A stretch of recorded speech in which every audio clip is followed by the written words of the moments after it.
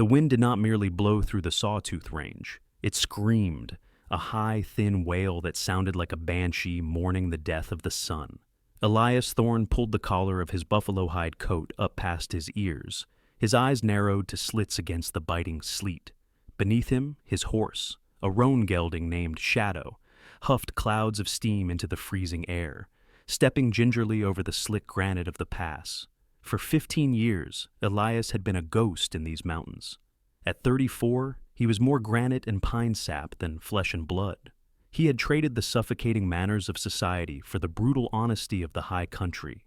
His hands, encased in rough buckskin gloves, were scarred from skinning knives and trap lines, his face weathered by 1,000 storms, just like this one. He had not intended to stop in Silver Creek. His saddlebags were heavy with a winter's worth of beaver plews and fox furs, a fortune that was meant for the trading post at Ironwood, 2 days' ride north.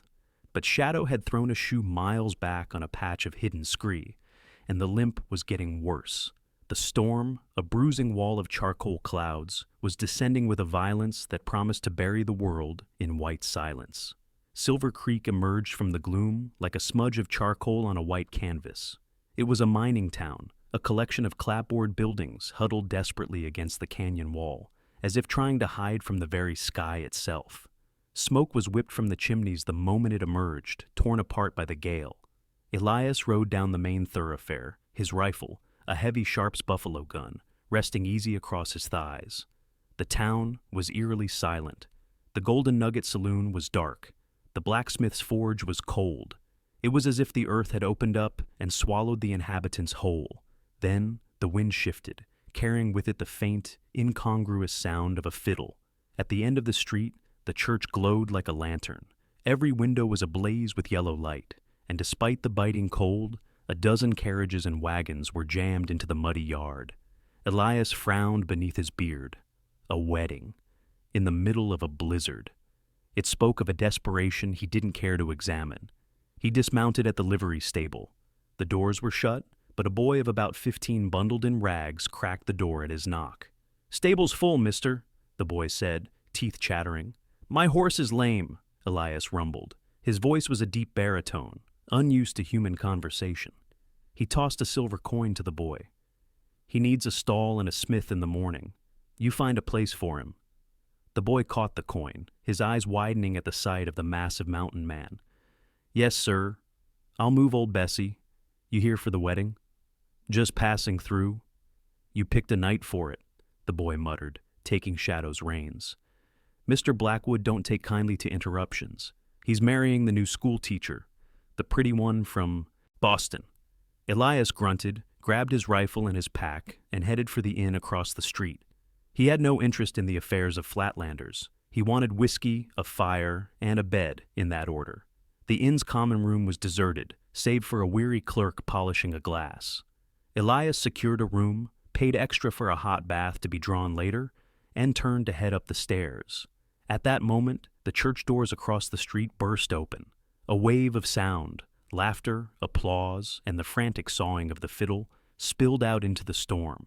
The wedding party began to exit, a stream of color against the gray snow. Elias paused by the window, compelled by a curiosity he couldn't name. The groom emerged first, Silas Blackwood. Elias knew the name, though they had never met. Blackwood controlled the freight lines, the timber rights, and half the local lawmen. He was a bear of a man, dressed in a suit that cost more than Elias made in a decade, with a face flushed red from drink and triumph. He looked like a man who had just purchased a prize mare. Then came the bride. She stepped into the swirling snow, and Elias felt the world tilt on its axis.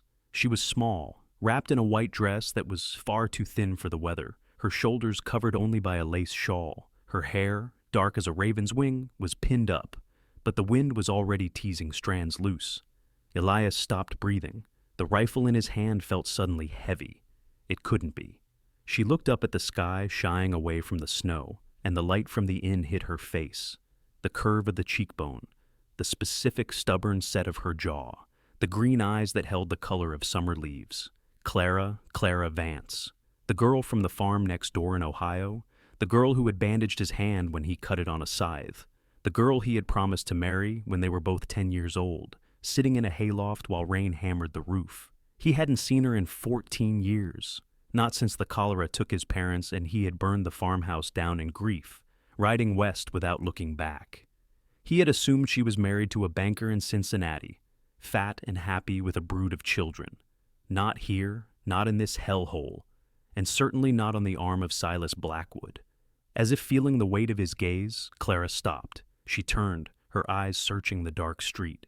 They locked onto the window of the inn.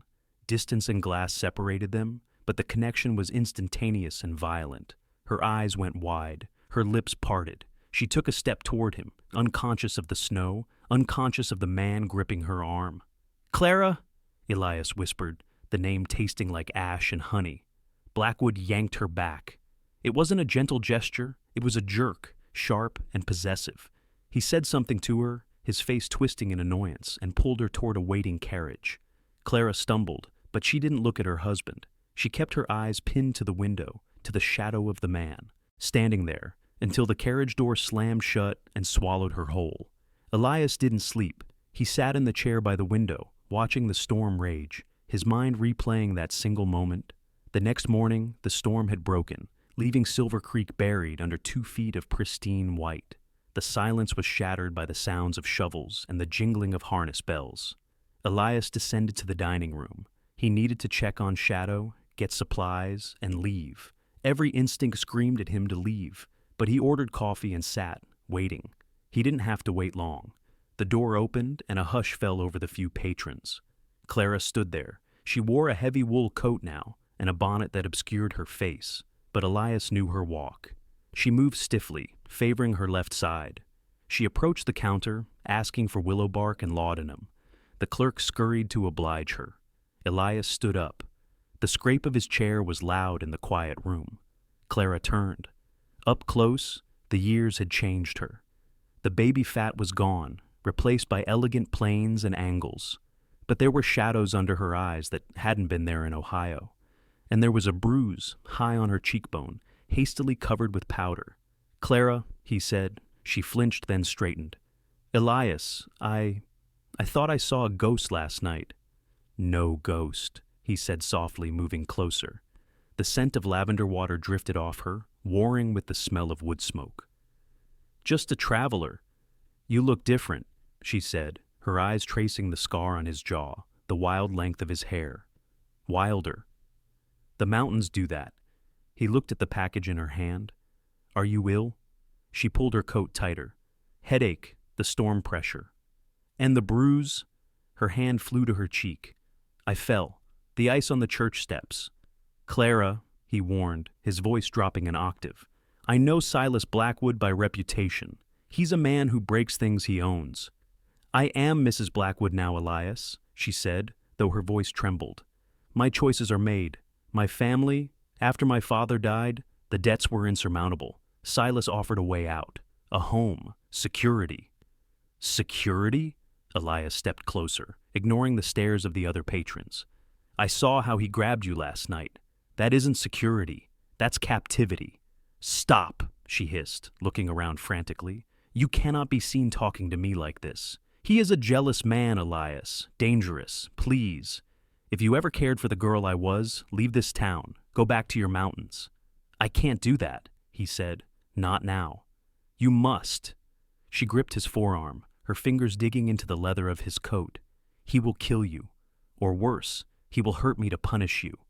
She turned and fled the inn, her boots crunching in the snow. Elias watched her go, a cold fury igniting in his gut that had nothing to do with the winter chill. Elias spent the day learning the landscape of Silver Creek, not the geography, but the power. He spent coin at the saloon, listening to the gossip miners grumble. "Blackwood's bleeding us dry," a soot-covered man muttered into his beer. "Freight costs double what it did last year. And the accidents? Anyone who tries to run their own wagons ends up dead in a ditch." "Insurance scams," another whispered. "He insures a load, claims it was hit by bandits, keeps the goods and the payout, but nobody can prove it. The sheriff is in his pocket." Elias pieced it together. Blackwood was overextended, borrowing heavily to maintain a lifestyle he couldn't afford, using Clara as a trophy to court Eastern investors. He was a cornered animal, and cornered animals bit. That evening, Elias sought out the one man the miners said knew the truth. Arthur Abernathy, Blackwood's timid, overworked accountant. He found Abernathy closing up his small office. The man nearly fainted when Elias stepped out of the shadows. "I'm not here to hurt you," Elias said, his hand resting on the hilt of his knife. "I want to know about the bandits that hit the freight lines." I don't know anything," Abernathy stammered, clutching his satchel. "You know," Elias said, "and you know that eventually he'll decide you know too much. Loose ends get cut, Abernathy." The accountant slumped. "He keeps 2 sets of books. The real ones, they show everything. The bribes, the fake robberies, the debts." "Where are they?" "In the safe at his manor. He keeps the key on a chain around his neck." "Get me into that house," Elias said. "Are you mad? It's a fortress." "I'm a man who can walk through dry leaves without snapping a twig," Elias said grimly. "Just tell me the layout." 2 nights later, the opportunity arose.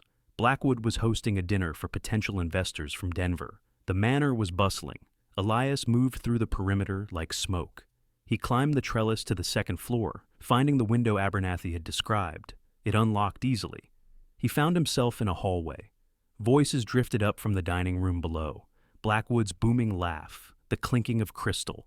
Elias moved toward the master bedroom, but as he passed a guest room, he heard sobbing. He pushed the door open. Clara was sitting on the edge of the bed, holding a wet cloth to her lip. It was split and bleeding. Her dress was torn at the shoulder. She looked up, terror flooding her eyes. "Elias, you have to go. He's coming back up to teach me a lesson before dessert." "I'm taking you with me," Elias said, his voice shaking with rage. "Now. He'll hunt us. Let him try." Before they could move, heavy footsteps pounded on the stairs. Blackwood, "Get in the closet," Elias ordered. "No, he'll do it." Elias slipped behind the heavy velvet drapes just as Blackwood kicked the door open. The man was drunk, his eyes glassy and cruel. "Clara!" he bellowed. "You will come downstairs and smile, or so help me God." He saw the empty bed. He saw the closet door ajar. As Blackwood lunged for the closet, Elias stepped out. He didn't use a weapon. He used the butt of his rifle, slamming it into the back of Blackwood's knee. Blackwood went down with a roar, but he was strong. He rolled, pulling a derringer from his vest. A shot rang out, shattering a vase by Elias's head. Elias kicked the gun away and drove a fist into Blackwood's jaw. The tycoon crumbled. "We go," Elias said, grabbing Clara's hand. "The ledgers," she gasped. "If we leave, he'll just send the law after us for kidnapping. We need proof." Elias searched Blackwood's unconscious body, found the key, and ran to the study down the hall. He grabbed the thick, leather-bound book. "Fire," Elias said suddenly. "What?" "Create a distraction." He grabbed a kerosene lamp and smashed it against the heavy drapes of the study. Flames licked up instantly, hungry and bright. "Elias!" "It's stone," he said. "The house won't burn down, just the room. It buys us time." They ran, out the window, down the trellis, into the snowy night where shadow was waiting, saddlebags packed. They rode for 2 days, pushing deep into the high country. Elias knew these peaks better than he knew his own soul. He led them through winding canyons and across frozen rivers, trying to mask their trail. They camped in a shallow cave on the 3rd night. The fire was small, shielded by rock. Clara sat wrapped in furs, watching him. "You burned down a millionaire's study for me." "I would have burned the world for you," Elias said simply, feeding a stick to the fire. She crawled across the space between them and rested her head on his shoulder. "I promised to marry a brave man, didn't I?" "I'm not brave, Clara. I'm terrified. If he catches us, he won't." But they both knew Blackwood. The next morning, the crack of a rifle echoed off the canyon walls. Elias dove, covering Clara, as stone splinters exploded above their heads. "They found us!" Blackwood had hired trackers, Apache scouts, by the look of the sign Elias had seen earlier, and Blackwood was with them. "Give her up, Thorne!" Blackwood's voice echoed from the ridge above. "And I'll make your death quick." "Run," Elias told Clara. "Head for the river gorge. There's a bridge, an old rope thing. Cross it and cut the lines." "I am not leaving you. I'll hold them off. Go." He shoved her toward the tree line and turned, raising his sharps. He fired, the heavy boom rolling like thunder. A man on the ridge dropped. Elias moved, shooting and moving, drawing their fire. Bullets whined past him like angry hornets. One grazed his thigh, a hot poker of pain, but he kept running. He reached the gorge. Clara was halfway across the swaying, rotting bridge. Below, the river churned, black and freezing, 100-foot drop. Blackwood appeared on the ledge behind Elias, his face a mask of soot and hatred. He raised a Winchester. Elias spun and fired from the hip. Click. Misfire. The powder was wet from the snow. Blackwood grinned. "Goodbye, mountain man." He fired. The bullet hit Elias in the shoulder, spinning him around. He fell backward, the world tilting. Sky, rock, sky. "No!" Clara screamed. She stopped on the bridge. She looked at Blackwood, then at Elias lying on the edge of the cliff, bleeding. She pulled the knife Elias had given her. "Clara, get back here!" Blackwood shouted, walking toward the bridge. She looked him in the eye. "I choose him!" She slashed the support ropes. The bridge groaned and snapped. Clara swung down, holding on for dear life, as the bridge collapsed against the cliff face on the far side, leaving a 100-foot gap between her and Blackwood. Elias groaned, trying to rise. Blackwood aimed his rifle at Clara, dangling across the chasm. "If I can't have you," Blackwood snarled. A shot rang out. It wasn't Blackwood's gun. On the ridge above Blackwood, a figure stood. It was Jed Cross, the old town scout, flanked by the sheriff and a U.S. Marshal. Blackwood dropped his rifle, clutching his chest, a look of utter shock on his face. He fell forward, tumbling past Elias, over the edge of the cliff, disappearing into the roar of the river below. The recovery was long. They stayed at the cabin Elias had built years ago, a sturdy structure in a hidden valley filled with aspen and columbine. The Ledgers had done their work. Blackwood's empire was dismantled, his assets seized. Clara was a widow, but a free one. The marshal had ruled the shooting justified, defense of another. 6 weeks after the chase, spring had broken the back of winter. The valley was awash in green.